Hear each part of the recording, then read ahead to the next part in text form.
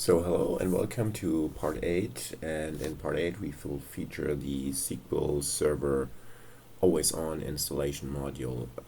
So back to our running environment. We just installed to Exchange node and run Networker for Exchange on it. So we stay with our domain controller. We can refresh the domain controller, which has all the Exchange nodes right now in, and we stay with our Networker server. What we now want to do is we just shut down the two Exchange nodes, and it's the same as with Hyper-V. We can do a get VMX where scenario minus match exchange, and we will get the exchange nodes. And there's also, like before, a suspend scenario minus exchange.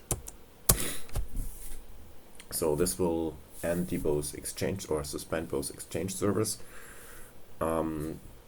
because we want to reserve some of the memory that we have in our systems for building the always on nodes. It will take a few moments. The VMs are being shut down. So the first one is shut down, and right now the second one will be kicked to shut down or suspend. And once this is done, we will start our always on setup.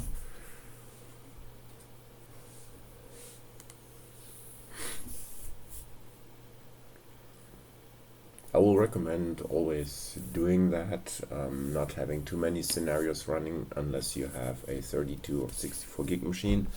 So what we can do right now is we again use our labbuildr.ps1, and there is a minus always on. Always on means it will install SQL always on, and we want to have 3 nodes in the setup, and we want to have SQL Server 2014, and the master gateway VMnet comes from our defaults. We use the safe defaults to store the SQL specific things right now. So we use the old defaults that we have and add some SQL specific defaults. We want to have NMM, and what else is in here? NMM version is set already. Networker is installed. No domain check is not needed. Subnet comes from defaults. Address comes from defaults. Source VHD drive letter. Everything comes from defaults. So we are good to go right now. Again, we put this into a command measurement. So we want to see how long it will take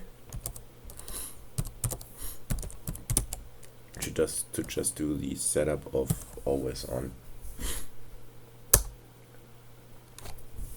So during always on, there will be also some reboots necessary to bring to disable user account and control and some other stuff. And in order for logging in as other accounts, we will be logged in as a SQL administrator account later on. So this will be done everything automatically.